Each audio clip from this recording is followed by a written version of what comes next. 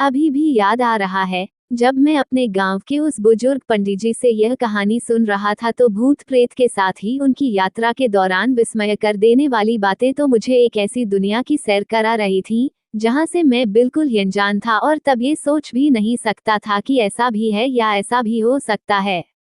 जी हाँ, घटना घटने के समय हमारे गांव के वो खमेसर पंडित जी बर्मा अब म्यांमार में चीनी मिल में नौकरी करते थे। आज भी गांवों आदि में अगर कोई व्यक्ति गांव से दूर खेतों, बागों आदि में हो या किसी सुनसान जगह पर हो तो कुछ भी खाने से पहले उस खाने वाले वस्तु का कुछ भाग उस जगह पर गिरा चढ़ा देता है ताकि उसके सिवा अगर वहां कोई है, जैसे कि कोई न दिखने वाला प्राणी, प्रेत आदि तो वह उसे ग्रहण कर ले। गवाई लोग गांव के बाहर अगर कहीं सुनसान क्षेत्र में होते हैं या किसी ऐसे क्षेत्र में जहां उनको लगता है कि यहां आसपास में कोई अदृश्य आत्मा हो सकती है तो वे लोग जब भी सुरती तंबाकू बनाते हैं तो खाने से पहले थोड़ा सा उस अदृश्य आत्मा के लिए गिरा चढ़ा देते हैं, क्योंकि उनका मानना है कि अगर सुरती नहीं चढ़ाएंगे तो अदृश्य आत्मा नाराज होकर उनको परेशान कर सकती है। सुनी सुनाई बात बता रहा हूँ। कई बार कितने ग्रामीणों को एकांत में सुरती तंबाकू मसल कर बिना चढ़ाए खुद खाने की सजा मिल चुकी है।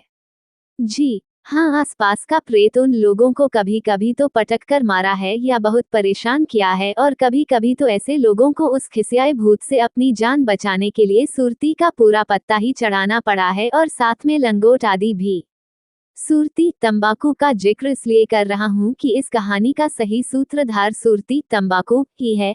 अगर उस समय इस सुरती तंबाकू ने अपना कमाल नहीं दिखाया होता तो शायद ये कहानी कभी जन्म ही नहीं लेती। चीनी मिल में हमारे गांव के खमेसर पंडित जी के साथ ही अन्य कई भारतीय भी नौकरी करते थे। एक बार खमेसर पंडित जी ने उस चीनी मिल में काम करने वाले अपने कुछ भारतीय दोस्तों से कहा कि क्यों न हम लोग एक बार हिमालय की यात्रा पर हिमालय के दर्शन करने के लिए चलें।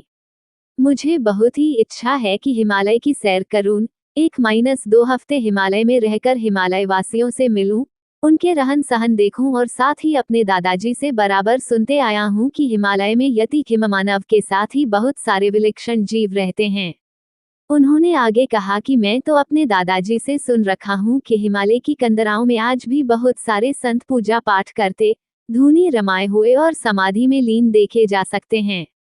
उन्होंने आगे ये भी बताया कि हिमालय में सिद्ध महात्मा लोग रहते हैं, जिनके दर्शन मात्र से सारे मनोरथ पूरे हो जाते हैं। इतना ही नहीं, हिमालय में दिव्य औषधियां पाई जाती हैं, जिनके दर्शन या स्पर्श मात्र से बड़े बड़े रोग अपने आप ठीक हो जाते हैं। उन्होंने अपने साथियों को बताया कि कैसे एक बार उनके दादाजी अपने कुछ साथियों के साथ हिमालय में गए हुए थे। उनके एक साथी को कोई असाध्य चर्म रोग था पर पता नहीं हिमालय में उसके पैरों आदि से ऐसी कौन सी दिव्य औषधि टकरा गई कि 2-3 दिन में ही उसका असाध्य चर्म रोग ठीक हो गया। खमेसर पंडित जी की यह अलौकिक बातें सुनकर उनके 4 साथी हिमालय की यात्रा के लिए तैयार हो गए। आज हिमालय भले अतिक्रमण का शिकार हो रहा है, लोग वहां भी गंदगी फैला रहे हैं, उस दिव्य क्षेत्र को प्रदूषित कर रहे हैं, पर इस घटना 75-80 साल पहले के समय हिमालय की दिव्यता, सौंदर्य, स्वच्छता, स्वर्गिक आनंद का बोध कराती थी। हिमालय की आबोहवा में सांस लेना अपने आप में स्फूर्त भर देता था, मन में आनंद का संचार कर देता था। मानव की क्रूरता, स्वार्थ की आलोचना करते समय अक्सर चिंतक, लेखक बहक जाता है। अच्छा हो कि हम लोग सीधे कहानी की ओर चले, नहीं तो कहनी कहानी है, बतानी कहानी है और हम मानव के अमानव रूप का वर्णन करने में लग जाएंगे। खमेसर पंडित जी अपने 4 अनुभवी, बहादुर साथियों के साथ हिमालय की यात्रा पर निकल गए। उन्होंने हिमालयी क्षेत्र में कई हफ्ते बिताए और बहुत सारी अलौकिक, विस्मय भरी बातें, घटनाएं देखीं। रोंगटे खड़ी कर देने वाली यह घटना आज भी मेरे जेहन में वैसे ही मौजूद है जैसे मैंने उन पंडित जी से 20-25 वर्ष पहले सुन रखी है। पंडित जी ने बताया कि एक दिन वे बहुत ही सुबह अपने साथियों के साथ हिमालय के एक छोटे शिखर पर चढ़ रहे थे तो लगभग 300 मीटर की दूरी पर उन लोगों को एक बहुत ही विशाल मानव दिखाई दिया। उन्होंने जैसा कि अपने दादाजी से सुन रखा था कि हिमालय में विशाल मानव, जिन्हें यति या हिममानव कहते हैं, घूमते रहते हैं।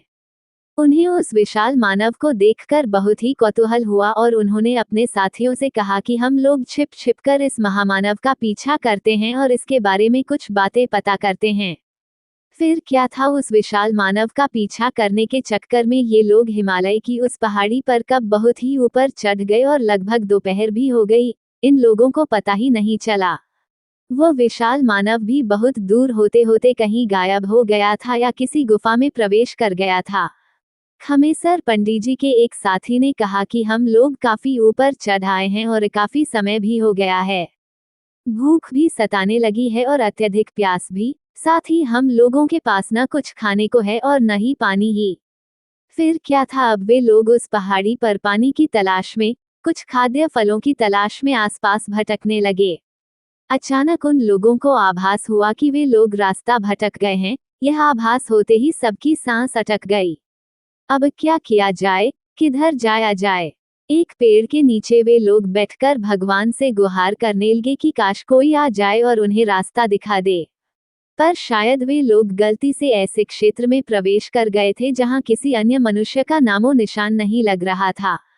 धीरे धीरे शाम भी होने लगी थी और प्यास भूख से इन लोगों का बहुत ही बुरा हाल हो रहा था। दिमाग भी काम करना बंद कर दिया था। अब कोई चमत्कार ही इन्हें बचा सकता था। खैर, इनके साथ ही इनके चारों साथी भी बहुत ही हिम्मती थे। उन लोगों ने आपस में एक दूसरे को हिम्मत और धैर्य बनाए रखने के लिए कहा। खमेसर पंडित जी ने कहा कि हमें ईश्वर पर पूरा विश्वास है और जरूर हम लोग इस परेशानी से बाहर निकलेंगे। अचानक इनके एक साथी ने अपनी सुरती वाली थैली टटोली और उसमें से सुरती निकाल कर उसमें चूना मिलाकर मसलते हुए कहा कि दिमाग काम नहीं कर रहा है तो क्यों न सुरती तंबाकू का आनंद लिया जाए। इतना कहकर वह सुरती को मसलने लगा।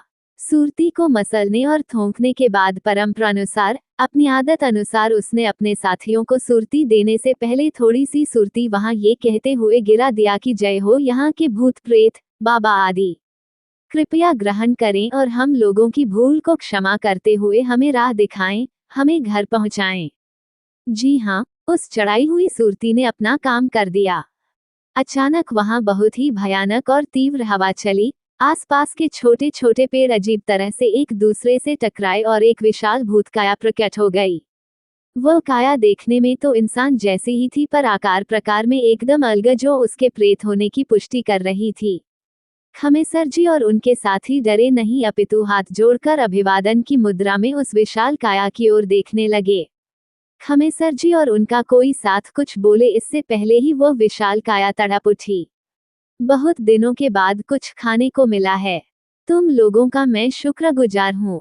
इसके बाद उस विशाल काया ने कहा कि मुझसे डरने की कोई आवश्यकता नहीं है, क्योंकि मैं इस क्षेत्र में चाहकर भी किसी का नुकसान नहीं पहुंचा सकता। इसके बाद वह प्रेत काया वहां से जाए इससे पहले ही खमेसर पंडित जी ने कहा कि हे भूतनाथ, हम लोग रास्ता भटक गए हैं, कृपया हमें नीचे तक बस्ती में जाने का मार्ग बताएं। खमेसर पंडित जी की बात सुनकर वह प्रेत पहले तो हंसा पर फिर अचानक गंभीर हो गया। उसने कहा कि मैं तो खुद ही भटक गया हूँ। सालों हो गए इस क्षेत्र से निकलने की कोशिश कर रहा हूँ पर खुद ही नहीं निकल पा रहा हूँ। उसने आगे कहा कि मैं ब्राह्मण हूँ। बहुत पहले इस क्षेत्र में आया था। एक गुफा में एक महात्मा की सेवा में लग गया था क्योंकि मुझे सिद्धियां प्राप्त करनी थीं। एक दिन मुझसे एक घिनौना अपराध हो गया। मैंने महात्मा जी के समाधि में जाने के बाद धीरे से उठा और उस गुफे के बाहर आ गया। गुफे से बाहर आने के बाद अपनी थोड़ी सी शक्ति जो मुझे प्राप्त हुई थी उसके बल पर आसपास अपने तपोबल से नजर दौड़ाई। मुझे पास में ही किसी भूतनी के होने का आभास हुआ। मैंने अपनी शक्ति से उसे अपनी ओर खींच लिया और उसे एक सुंदर युवती में परिवर्तित कर दिया। फिर मैं उसके साथ विहार करने लगा। मैं विहार में इतना लीन था कि मुझे पता ही नहीं चला कि मेरे महात्मा गुरुजी मेरे पास आ गए हैं। अचानक मुझे भान हुआ कि मेरे गुरुजी गुस्से में जल रहे हैं। मैं कांपने लगा और इशारे में उस भूतनी को भागने के लिए कहा। कुछ बोलूं इससे पहले ही मेरे गुरुजी बोल होते, नीच ब्राह्मण, तूने ब्राह्मण का तपोशक्तियों का अनादर किया है। तू जीने का अधिकारी नहीं। मैं तुझे श्राप देता हूँ कि तू भी मनुष्य योनि त्याग कर प्रेत हो जा। गुरुजी के इतना कहते ही मेरा शरीर जलने लगा और मैं कुछ कर पाता इससे पहले ही मनुष्य योनि त्यागकर प्रेत योनि में आ गया था। इसके बाद गुरुजी ने कहा कि तू आस-पास के क्षेत्र में ही भटकता रहेगा और अपने किए की सजा भुगतता रहेगा, और इतना कहकर गुरुजी गुफा में प्रवेश कर गए। फिर मैंने कई बार सोचा कि गुफा में जाकर अपने गुरु से क्षमा मांगूं, पर जब भी उस गुफा की ओर बढ़ने की कोशिश करता हूँ, शरीर जलने लगती है और कोई बड़ी शक्ति मुझे गुफा में प्रवेश नहीं करने देती। इसके बाद उस ब्रह्मपिशाच ने कहा कि शायद आप लोग गुफा में प्रवेश कर जाएं। उसने कहा कि अगर आप लोग गुफा में प्रवेश कर जाएंगे तो आप लोगों की जान अवश्य बच जाएगी, क्योंकि गुफा में बहुत सारे सिद्ध अतिसिद्ध महात्मा रहते हैं। वे लोग अपने तपोबल से आप सबको नीचे बस्ती में पहुंचा सकते हैं। इसके बाद उस ब्रह्मपिशाच ने कहा कि निडर होकर मेरे साथ आइए, मैं गुफा का द्वार दिखाता हूँ। फिर क्या था, बिना कुछ बोले या दिमाग पर जोर डाले हम लोग उस प्रेत के पीछे हो लिए। कुछ दूर चलने के बाद हमें कुछ ऊंचाई पर एक गुफा की आकृति दिखी। उस प्रेत ने बताया कि थोड़ा ऊपर जो एक छेद दिख रहा है, आप लोग उससे गुफा में प्रवेश करने की कोशिश करें। हम सभी लोग उस प्रेत की बात सुनकर हतप्रभ हो गए। हम लोग कोई छोटे मोटे जीव, सांप, बिल्ली आदि हैं क्या कि इस पतले छेद से अंदर जा पाएंगे? शायद वह ब्रह्मप्रेत हमारे मन की बात जान गया।